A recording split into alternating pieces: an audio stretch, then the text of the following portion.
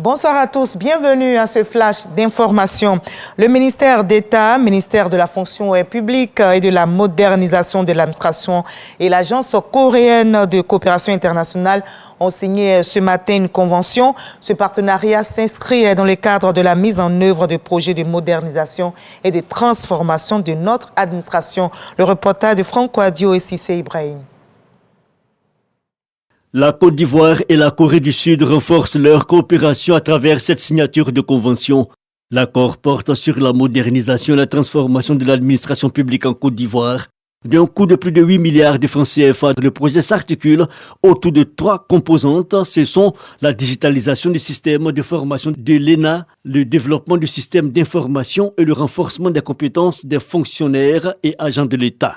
Le secteur éducation-formation est l'une des priorités de la COICA en Côte d'Ivoire et c'est la raison pour laquelle la COICA a décidé d'appuyer le gouvernement dans le cadre de la modernisation de l'administration, plus particulièrement au niveau de la formation des agents. Après cette signature, nous allons recruter une agence de mise en œuvre pour l'exécution du projet au niveau de la Corée.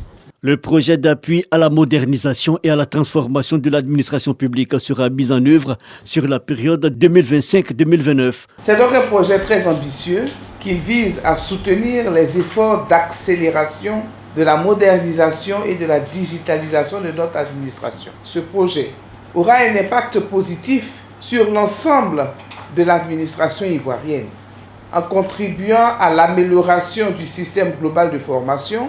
Il favorisera l'émergence d'une nouvelle génération d'agents publics compétents, engagés et capables de répondre aux défis de la construction d'une Côte d'Ivoire toujours au travail. La ministre d'État Anne-Désirée Oloto annonce la réception de 100 bornes tactiles par l'Agence coréenne de coopération internationale dans les prochains jours. Ces équipements permettront de renforcer les capacités de l'Observatoire du service public OSEP. Et on prépare également la présidentielle dans un esprit à peser justement face aux interrogations croissantes sur la fiabilité du fichier électoral et les modalités d'enrôlement. Le président de la commission électorale indépendante, Ibrahim Kubière, a rencontré ce mercredi même les représentants des confessions religieuses. Une initiative destinée à informer, échanger et surtout impliquer les guides spirituels dans la sensibilisation des populations en vue d'un climat électoral apaisé. Près de 20 pays et organisations internationales voient le secours du Soudan en proie à une guerre depuis 2 ans. Réunis justement dans la capitale britannique, ils ont lancé un nouvel appel à un cessez-le-feu immédiat et ont promis de soutenir l'assistance humanitaire au Soudan. Plus de 800 millions d'euros, c'est la somme promise par l'ensemble de ces pays et institutions qui ont pris part donc à la conférence tenue ce mardi 15 avril à Londres en vue de lever des fonds pour aider la population de ce pays ravagé par 2 années de guerre entre l'armée soudanaise du général Abdel Fattah al-Burhan et les forces de soutien rapide.